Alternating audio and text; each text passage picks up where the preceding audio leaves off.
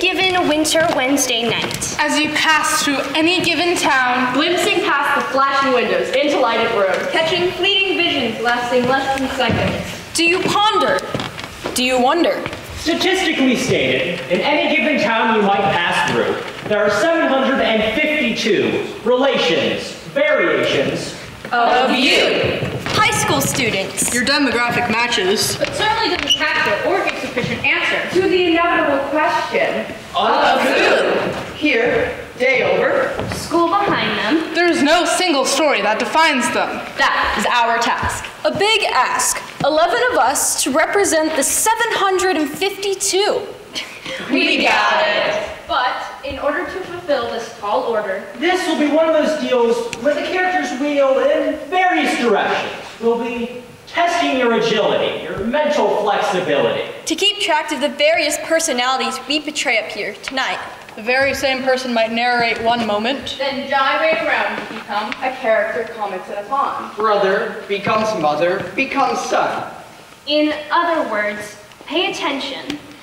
Get past your dismay that I might play the part of a girl or boy.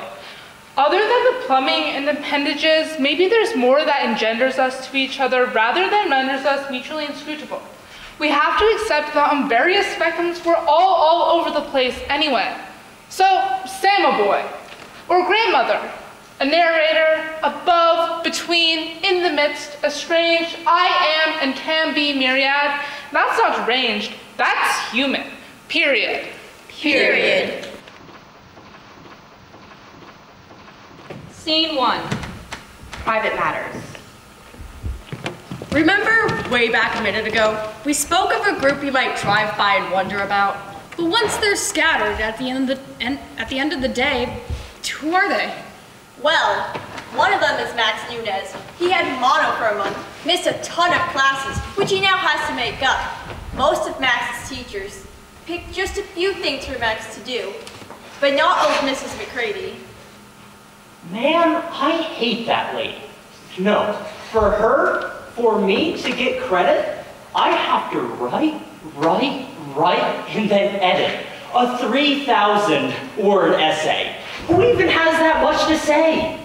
Especially about this lame quote she gave me for a topic. Talk about run. Listen to this. Be kinder than necessary, for everyone you meet is fighting some kind of battle. Rattle that around in your brain for a while. It doesn't drive me insane. That's by James Matthew Barrie, by the way. That's his author of Peter Pan with the pirate and the fairy. Everyone you might meet is fighting some So what? I'm supposed to picture everybody marching? 1, 2, 3, 4. Get in the line. Life is war. 5, 6, 7, 8. Speak for yourself, J.M. Barrie. Be kind of the necessary. Right. What about McCready? She sure wasn't kind. Max looks out his window, peers through the falling curtain of snow separating him from his next-door neighbor, Jim Spaulding. Of Jim, Max thinks. He's not fighting any battles. Women come to him like cattle to the slaughter. I had to find the cause of his war and immediately enlist. Pissed, Max sits, disconsolate. And what of Jim, whom Max has labeled a battle-free chick magnet? It doesn't look like he's bragging. The way he moves, it's like he's dragging some heavy baggage. No way. There's no way. No way. Just no way. No way what? No way why? No way how and when. What's the cause of your bother, Jim? Women go with men, and men go with women. It's plain as day. It's how I was raised. It's what I believe, and it is the natural order of things. You can't just throw all of that away because somebody shouts, "It's a brand new day." No, some things just have to stay as they are, or as they were, as they should be. Who's he trying to convince? I think Jim's feeling some kind of inner pinch. No way. No freaking possible way. These no ways really seem to be weighing him down. So, say I see some clown, some dude, and I happen to notice the smoothness of his skin or the shape of his eyes, the symmetry of his physique. Say his name is Pete. I notice So what? That doesn't make me a freak. But what if I start to feel weak in his presence? And what if I miss him so much that I'm crushed when he doesn't sit near me? There's no way. No way in the world that I could be, I should be, might be, I can't be gay.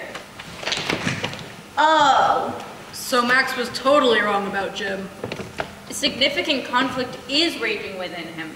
And that baggage he's dragging is big. So Max's battle is the aftermath of mono. And Jim's is whether he's homosexual. But that's only 2 of the total. Is it true that everyone we can point to, You. Everyone we might meet? Even you in the back, nipping from the bottle. is fighting some kind of battle? But it would take 2 terrifically long to poll and extol all 752 of us to tell the truth.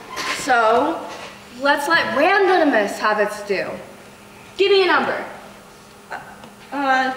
Off the top of your head? Never mind. Time's up. Opportunity's dead. Hey, give me a number. 558. Checking the records for any given winter Wednesday nights. 558, a great number, coordinated with one Mary Cecily Dyson. And what's Mary's crisis? His hat was crazy, and it kept falling off. His hair was everywhere. He looked like a half-rabid cat. Seems happy enough. Seems settled and sane. Just tell him to take a hike. No, I don't like him.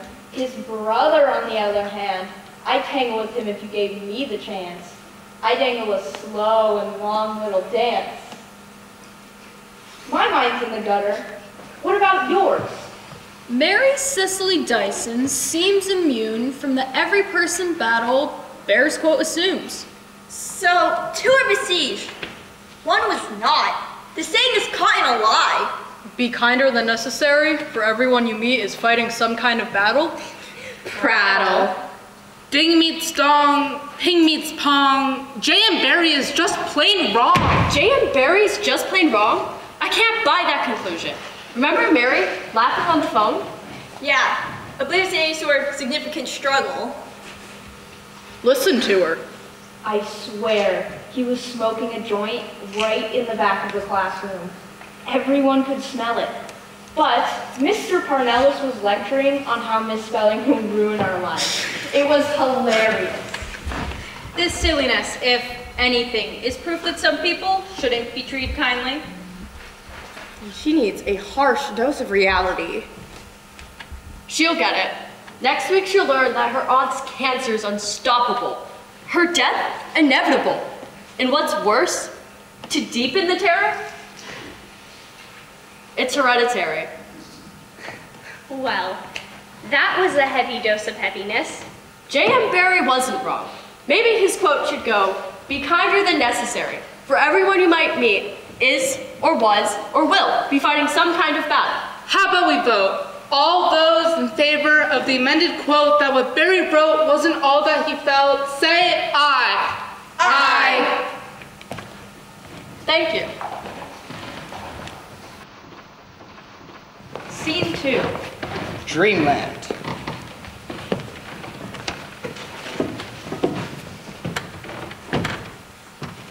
Not long in the process of wondering at the stitches and the seams. That make up and bind us. We are bound to decide. We want to explore their dreams. So I was walking down the street, right? The one beside our house. When the road turns into a slice of white bread, and there's this red cartoon pony coming at me from the distance. For instance, Kelly Bizinski, residing at 415 Cardamom Place, Had a pre-bedtime nap and experienced a bizarro vision. The version of which she's relating to her sister now. When, all of a sudden, pap! I'm back to the back of my head. I'm dead, I think, and bleeding. But when I reach back to touch where I'm busted, instead of blood, it's mustard. It's yellow all over my hand. And when I look up, the cartoon pony, all red, says to me, "Don't forget your cello." What do you think that means? Kelly, it means I'm tired. And I have to go back to college tomorrow. But this plantain napkin's got me all wired. I'll never get back to sleep. Besides, you major in psychology. Help me! Okay. Okay. Wonder Bread Road, mustard, and a cello-reminding pony? That's deep. It's clearly important. It really felt significant. When the pony talked, did it speak with an accent? No. It sounded normal. Maybe a bit like Benedict Cumberbatch. Oh, that's bad. It is? Let's analyze this. In my expert opinion, as a first-year psychology student, those credentials are far from phony. Your psyche is plagued by a mental defect. What's that? Like Dad always said, you're full of baloney. Brianna! What do you want me to say? You had a weird dream. I am not a therapist. I have no idea what it means. I'm going to bed. Wait! Can't you stay up and talk instead? You don't have to analyze my dreams. It's just that I'm going to miss you. I don't know whether to punch you or to kiss you. Do both, then stay up a while.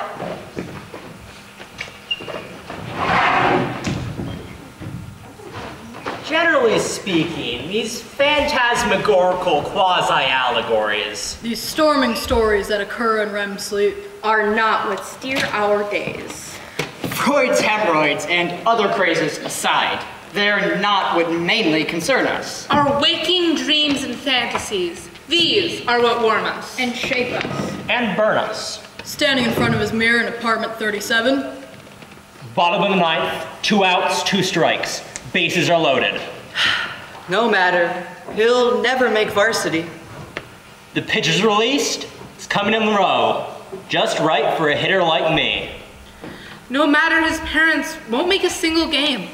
It's a whale of a hit. It's got home run written all over it. No matter that no baseball crowds will ever shout his name. No matter that none of it will ever come true. Here in his room, the ball has flown a mile. And smiling, Stephen heads off to bed. Maybe this shouldn't be said, but 50 years from now, Stephen will see the scene play out just as he imagined. Bottom of the ninth, 2 outs, 2 strikes. It will fly like a dream off the bat of his 7th granddaughter. Hey, that was sweet, but please stick to a point we're trying to send here. I know. I just couldn't resist such a really nice ending. 2 miles away, Maddie McDonough hears a mouse scratching inside her wall. She puts her ear up to the partition and wishes. Hey, little guy, do you want to trade places? I'll hunt for traces of food, and you can do trigonometry. I'll sharpen my teeth on wood, and you can do service to the community to make up for the mess you made when you drank underage and came home late and drunk. So what do you say? Never mind, it's not much of a bargain. Stay where you are, watch out for the cat, and when Mom gets up for her midnight snack, scamper across the floor. And the moment when she's screaming in fright, I'll be living through you for sure. Let's cut to the basement belonging to Linus of 418 Barrington Circle. There with his bandmates, Kristen and Rick. They're just finishing up their rehearsal. Dudes, that was an epic sesh. We were crushing it. It's such a rush when we're meshing like that. What do you say, Rick? I guess. A little enthusiasm, man. The way you jam on your kit, don't tell me you're not bit by the performing bug. The 3 of us are good. I think we captured a certain mood I'm not hearing from anywhere else. Oh, we're belting it, baby. We're so hot, we're gonna melt the music scene. Reshape it. We'll be bigger than big. We haven't even booked a gig. Technicality, dude. I know music inside and out, and here's the reality. The attitude, the lyrics, the fidelity we're gonna bring. Not to mention the way I sing. Not to mention the awesome way Christian sings. We'll bring down the houses, bro. Forget high school. We gotta go pronto. I've got a cousin who said he'd be our agent. I sent him some of our stuff. He's totally aching to represent us. Now that's what I'm talking about. Now we gotta get us one of those contracts, right? The ones that lay down all the requirements if a place is gonna hire us. Yeah, like with the type of food that has to be backstage. Totally vegan. And a parakeet in a cage that has to be able to say the name of our band. I can't stand it. Let's go. I don't know about you guys, but I'm ready to hit the road come summer. Yes. It's dumb to wait any longer. Totally. I hate to say it, because I've had some fun, but listen, you guys, I'm done. Good luck to you both on this path you've laid out, but you'll need to find another drummer.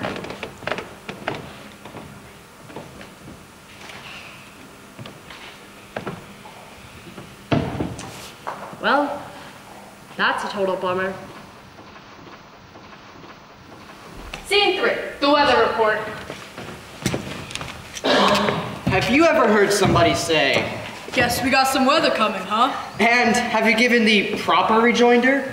Duh. You never don't have weather. It might be calm, it might be clear. But it's never not fair. Scary, mild, wild, or calm, the weather forever affects us. On any given winter Wednesday night. Of course, there's the outdoor weather report. Cold front coming in. Snowstorm? Hailstorm. Ice storm. At the same time, though, whatever outside conditions might be rolling or shifting or raging, we're all engaged in internal weather as well. We do what we do because of the moods and attitudes surrounding us. We do what we do. Do, dude. What? Rude much? Yeah, whatever. Weather of the internal sort. We'll not run short on things to say about that. As long as we stay on track. Okay, look. Despite what may be blowing outdoors, when we close the doors, we still feel the atmospheric depressions, the internal pressures, the fronts and the storms born from the way we view ourselves, our surroundings, our lives. Internal weather, just like climate change, cannot be denied. There. You satisfied? Not gonna lie. Yeah. Now that we're back in the same direction, here's the case for our inspection. Shayna Clark and Dana Constanza. Both 16. Families, financially fiscal. Nothing substantially different between their school day schedules. The facts make Shayna and Dana practically twins. But the atmosphere's inside their brains. Now that's where we start to see a change. Whoever comes along, I can take it. Whatever bad habit, I can break it. Wherever the obstacle, wherever the enemy, the height, the depth, the space out in front of me, the cuts, the scrapes, the breaks my bones, ligaments strained, muscles untoned, I can work it out. I can overcome. I can do and pursue. Prove I have to. Whatever monkey's on my back, I can shake it. The queen and quintessence of yeses. Shayna rides an unbridled horse called Of Course. But on the other hand, in another room, A few houses down, Dana dwells in a constant cloud of doom. There's nothing here for me. There's nothing here for anyone. The sun is illusion. Darkness is reality.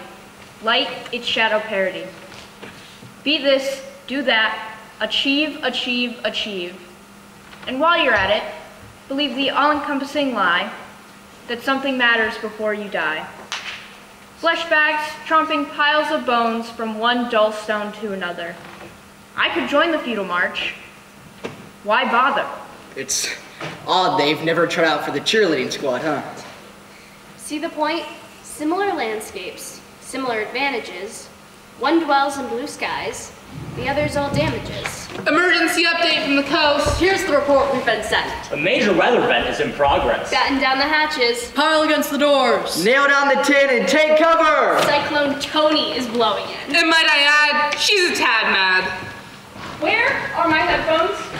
I put them right there. I've so had enough of people moving my stuff. How tough is it to leave things alone that are owned by somebody else? Namely, me. I need to be free of these morons who pour on incompetency. When did you all get your full-brain lobotomies? Calling all zombies, otherwise known as my family, to stop zoning out, you drones. Find me and get me and give me my freaking headphones. Fortunately for all involved, Tony's tantrums tend to be temporary. She's in anger management. So Tony blew through in a torrent, a violent sudden gale. But over here at Bella's house, a different climate prevails. It's cold in here, quiet, still. Bella and her mom. They haven't spoken a word in days. Not since Mom spilled the news, like lukewarm coffee on the carpet, that Bella's dad won't be back. They move about, staying to their stations, avoiding each other. Bella pretends to be reading, but all she's doing is staring at the same words on the page. Mother pretends to be sweeping, but all she's doing is staring at the photo at the top of the staircase. The photo of the three of them, Mom, Dad, daughter, huddled together by the lake, a family down by the water. Bella steals a look over, sees the tears on her mother's face, looks back at the page, traces the lines with her finger, lingers over each one, wonders. Mother sniffs, breaks her gaze, goes to finish another chore. Outside, beneath the frozen ground, a seedling aches to feel the sun. Inside, Bella whispers, Mom? Mother pauses. Did she imagine a sound? Two filled with fears the chasm once had been, but now a bridge appears. They cross and touch. Change is weather's law. Things freeze and things thaw. Scene 4. Duties and distractions. You've no doubt noticed our approach by now. Our major tool is grouping and categorizing. Downsizing the full panorama into something more manageable. Into bite-sized chunks, if you will. Which makes us sound like cannibals. It's only natural to take a large collection, divide it into sections, and give those divisions labels. We really aren't cannibals. Stop it, drop it, and roll away, please. It's a good thing to be clear about. Jeez. Regardless, our latest attempt involves the calls that come from duty and the distractions that often intrude. I should be studying history, but there's something deterring me by the name of Cecil. Cecil's a cat. Cecil is on my lap. More accurately, Cecil is on my history text open to the chapter about the disputes with the Mexicans involving the acquisition of the eventual state of Texas. Cecil's position totally prohibits my reading. This present moment, this cat's only concern completely impedes on my ability to conceive what happened between the years 1846 and 48, when war ensued. But Cecil, this stubborn fat dude, doesn't give one flying crap about Texas or Mexico or land disputes. His focus is solidly centered on just how well I pet him and scratch him, get to that really nice place on his neck. Of course, I could push him off, but he's old and he's often off on his own. And the night is cold. 1846 will stay where it is. Texas is intact. Hands on fur, set to purr. I guess for now we'll relax. So that's that. No great catastrophe.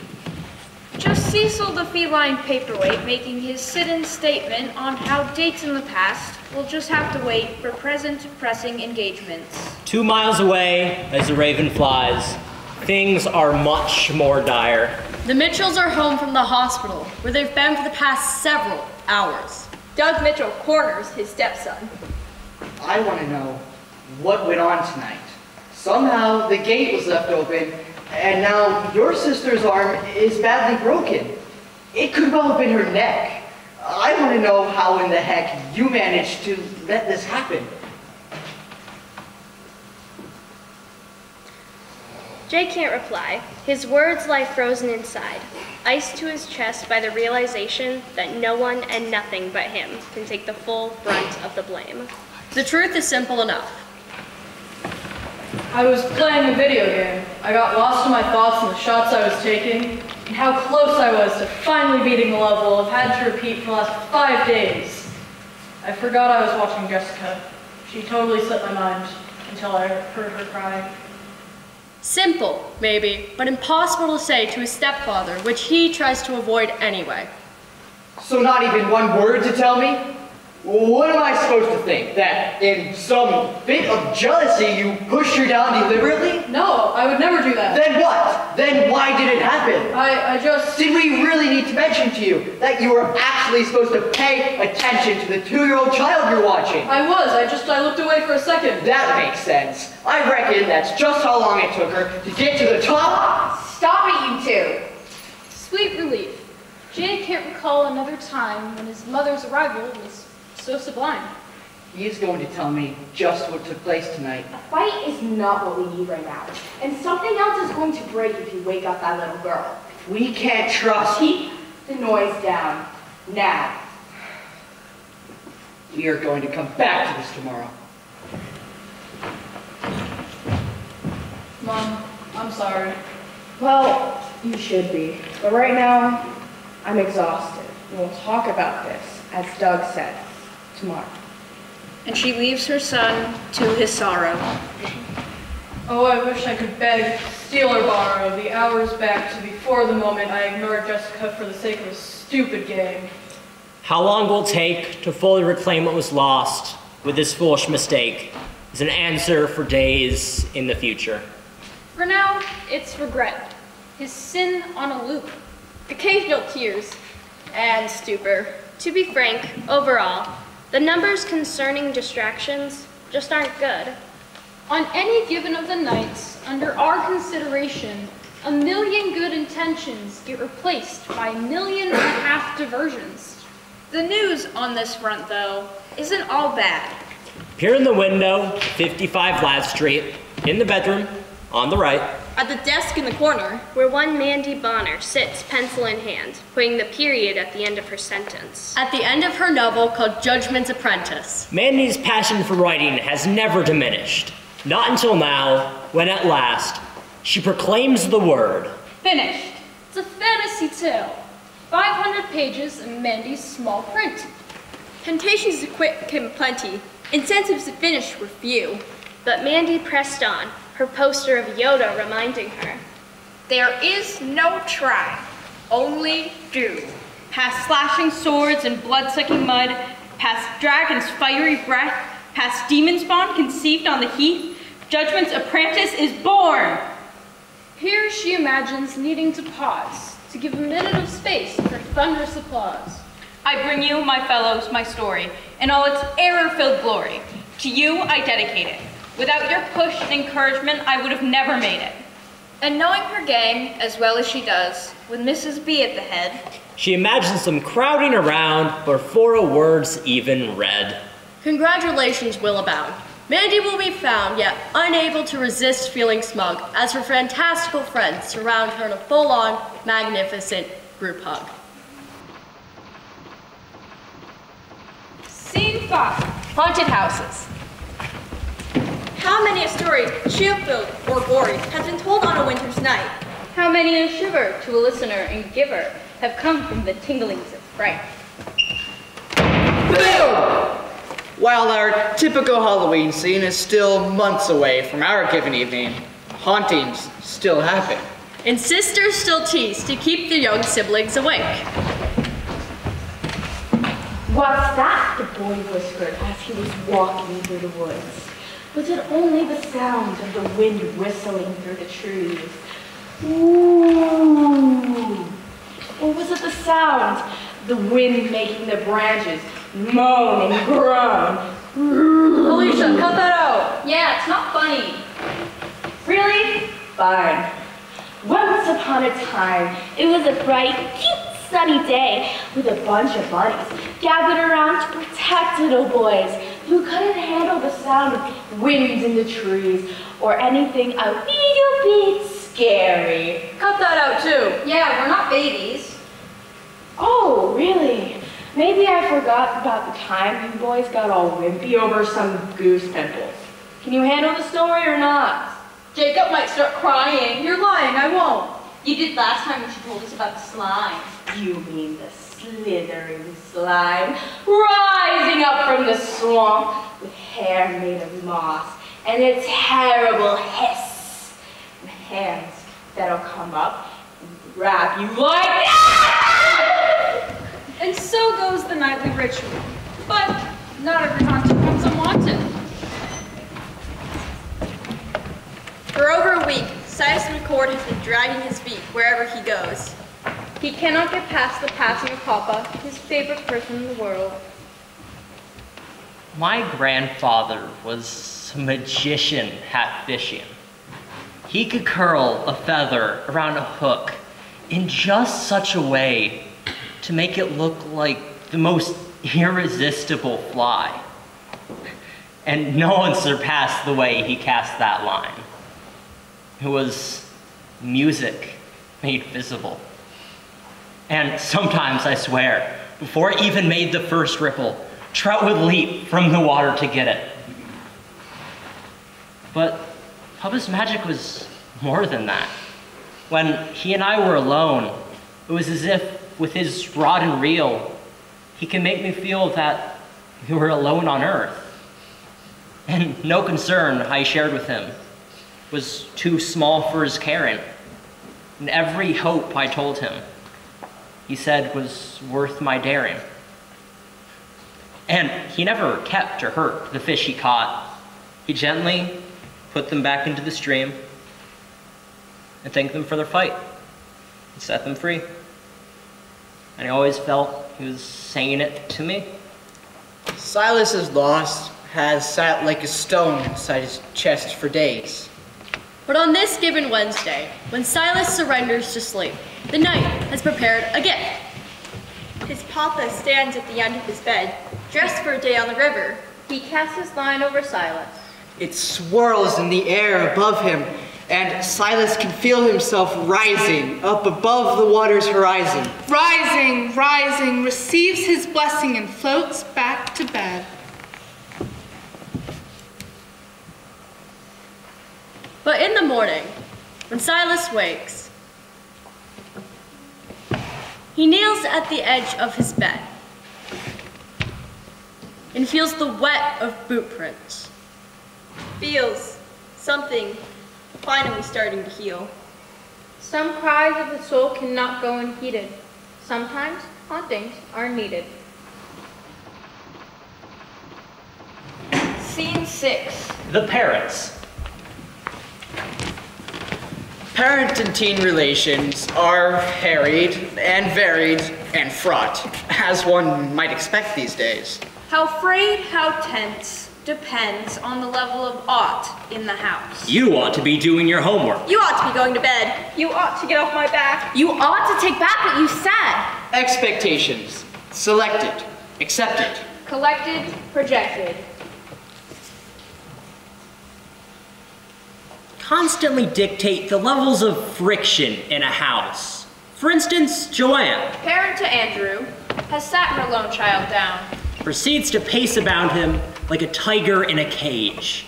Now, Andrew, I know you don't like me to say this, but when I was your age, You're right. I don't like you to say that. a lot of what bothers me is your apparent lack of concern for the things that will bring you success. All of the progress you made last year won't end up mattering if you don't maintain positive patterns. Success, success, success. What if I'm already doing my best? Andrew, I know you. I know your current level of effort is not your highest. Did it ever occur to you that your very own son might be neither the smartest or hardest worker? Neither the hardest nor the smartest. Don't neglect your grammar. And on she hammers, and deeper she digs, and wider the rift between them grows. Everyone knows I'm a failure. Why can't you leave it at that? Or can you not stand to have me around? Your lazy ass, lay around brat. Andrew! And we have one more story farther down the street. Meet Donna and Ella Klein. See how the roles reverse. What am I going to say? Do we need to rehearse? Could we? You walk into the restaurant, you see him, you say, Hello. Hi. Hi there. What's with the stare? hello, hi there. Will there be 3 of them? Those were just some options. Well then stop and pick one. Hi there. Was that too flirty? Oh, it's downright dirty, Mom. Is it? How? How? Like how? What happened to your sense of humor? I lost it. I have a social anxiety tumor, conversational cancer. Never even met this man. Why am I doing this? You met him online. That's fine for you. That's how dating is done now. There's a run in my stockings. You won't even notice. I think it's an omen. You're going to be late. I'm not. I'm supposed to meet them at 8. It's 7:45. It is not. It's... Oh, saints alive. I'm going to be late. Oh, no. So go. Don't just sit there. Go. I don't know. You're a walking bundle of charm, Mother. You've got this. Just be yourself. Go with the flow. There's a run in my stockings. You'll be fine. Okay, I better scoot. Don't be late. And you don't have to kiss him on the first date. Bye! And unless he's so gross his face looks like a root, Mother, do not use the word scoot.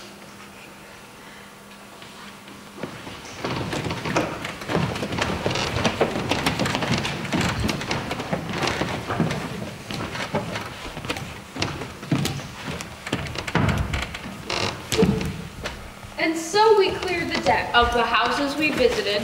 Pondered, wondered. Helping us display this given Wednesday night. Gone left, gone right, gone out of sight. The town is wiped away, leaving only Us. And You. and Space. Some of which can never be erased. But some of which we've tried to displace. If only just a little bit. And with this, we've given our gift. I am home. Within me, 1,000 stories abide. I am a home. I am a home. Within me, I am a home. 1,000 I am a home. I am a home. I am a home.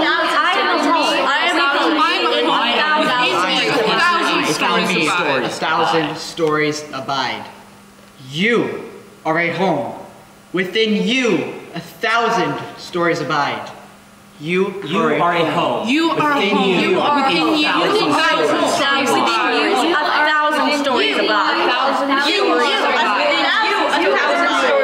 Within you, 1,000 stories abide. Welcome.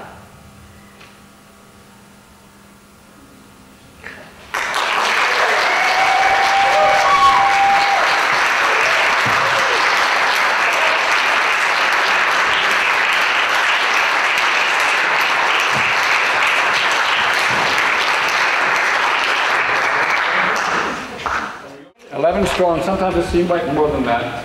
And they all had exactly equal roles. There were no leads, no unleads. Everybody had to work hard for that. Hey, we would like to take advantage, if you have some time, and you probably do because you have to wait for them, to have a little talk back session. Could you turn on the house lights, please? Thank you, Taylor. They may have some questions for you or some comments. We would love anything that you can tell us.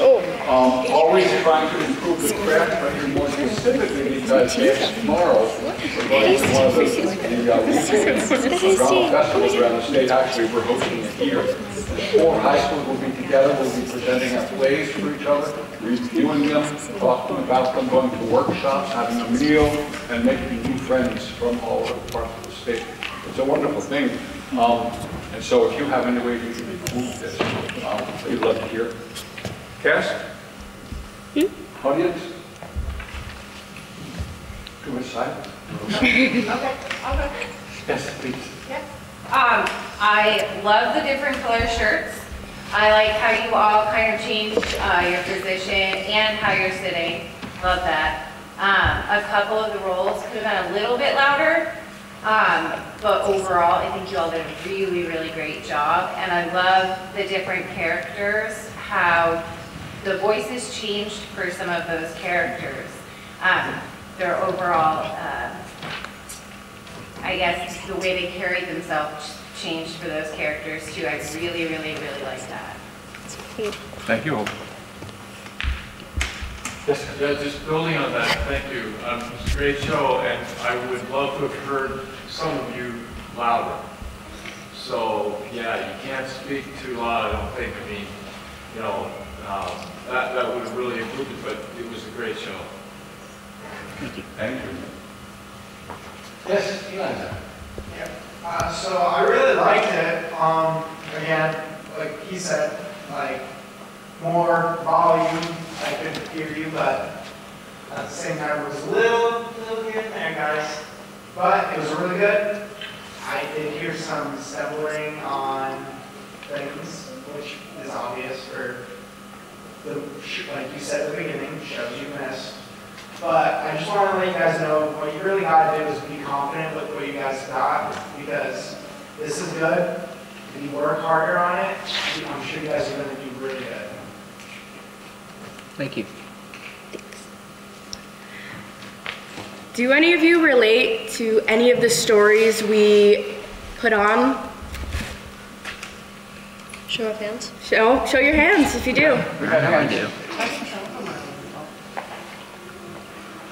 That was something I think that we all really, how we originally liked this play. It was different, it was going to be a challenge to do, but these are people, we know these people, we know these stories, we experienced some of them ourselves. We had some people last night that shared that they really kind of welled up when they heard, when one of them heard the story about the grandfather. It really hit home. So he is, as I say, an accomplished playwright, and I think he knocked this one out of the park. That was a great question. Anyone else have a thought? It's not necessary. We do appreciate your being here. We're going to have to take this apart. This is an interesting little fact if you don't know. When we go to these festivals, we have 60 minutes. That has to include putting all this together on the stage, running the play, putting it back again off the stage in 60 minutes. And I think we're going to be real safe with it because they've been very good. They've become expert set builders. So thank you. I think we'll probably close the curtain, turn the lights on, and strike this set. Thank you.